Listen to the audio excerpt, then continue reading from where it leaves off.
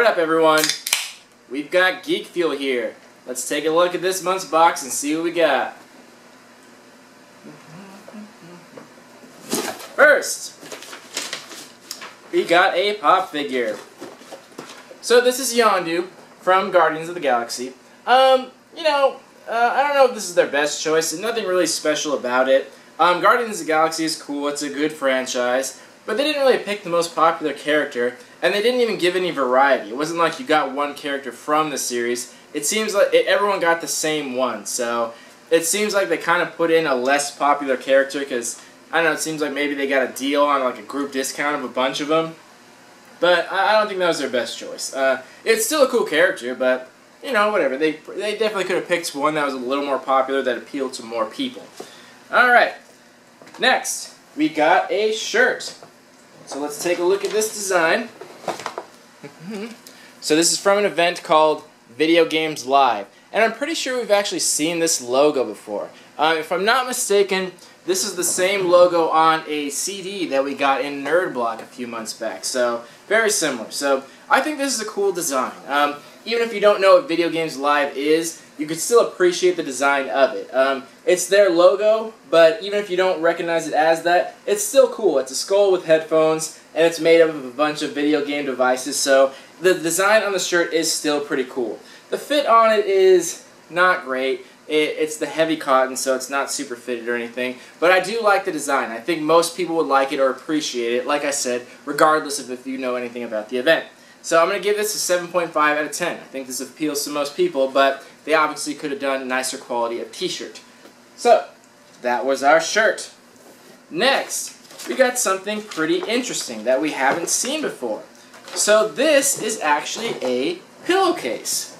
So, this is a Star Wars one. It says it's a nap. Obviously a play on the it's a trap thing. Very common phrase that we've seen very often. So, this is something that was kind of cool and interesting. I like that they put something different in there. Pillowcases is something that pretty much everyone can use. Will everyone use that? You know, it's up to the individual. But I think that was a pretty clever idea. It's something that I don't think any other box has thought of before. And, you know, it has a pretty cool design. The only downside to it is it definitely feels very cheap in quality. Pillowcases are supposed to be pretty soft because you're putting your face on it. And this seems pretty rough. Also, the design that's printed on it, they printed it on like they do with t-shirts, so you can feel the ink on it. It's kind of raised, which I'm assuming also wouldn't feel very good against your face. So this is still a cool pillowcase, but I think this is definitely for just like design purposes, for display purposes. I don't think it's actually meant to be slept on. And another obvious reason is because it's like bright white. And if you were putting your face and your head on it every night, it would probably get a little discolored. So I don't think bright white's a good case for color for a pillowcase. So again, I think this is more for display purposes, but that's still pretty cool. I like that they did something new and interesting, something outside the box. So I thought that was kind of nice. You know, nothing super amazing about it. It's not going to blow anyone's mind, but it's just nice to see that the companies are putting at least a little bit of thought into it. Whether it turns out good or bad, it's just nice to see thought and effort in general. Alright, moving on.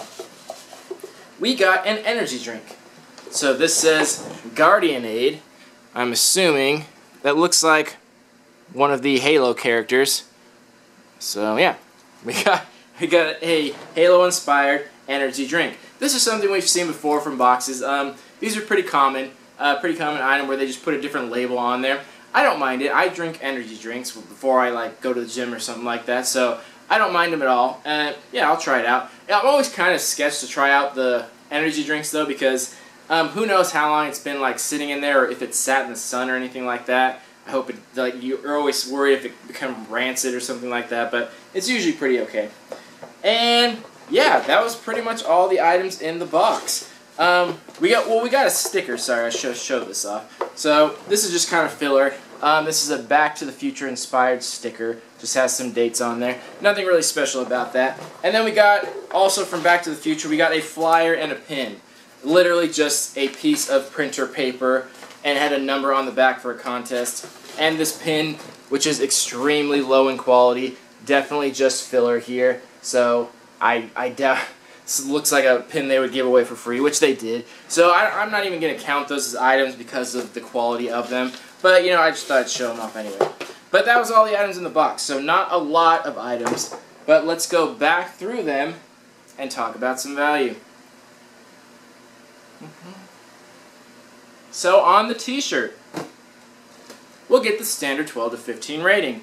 And like I said, 7.5 out of 10. I think this is a pretty good shirt. I like it. Then, the pillowcase. An individual pillowcase would probably go for like a printed one, like $10 for a nice one. But this isn't really like nice quality or anything. So I would see this going for like $6 to $8 if this were sold in like a store or something like that. There's no packaging or anything, so I really couldn't see it going for much more than that. But it was an interesting choice nonetheless. Then our pop figure. $10, nothing rare or exclusive whatsoever about it. Not their best choice. It just seems like a very common filler item, but they could have picked so many better characters. I just don't think that was a very good call. Then, oh, sorry, I totally forgot to point out, we got a game code. This is for the over 9,000 zombies. I completely forgot to mention that. I apologize. But this is a $10 game code.